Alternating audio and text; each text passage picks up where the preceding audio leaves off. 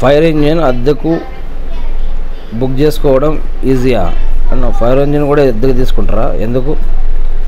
హైదరాబాదులో carnival, Numaish, LB స్టేడియంలో match, సభలు, వివాహాలు, ఇతర వేడుకలు, సినిమా షూటింగ్ ఇలా నిర్వహిస్తుంటే కనుక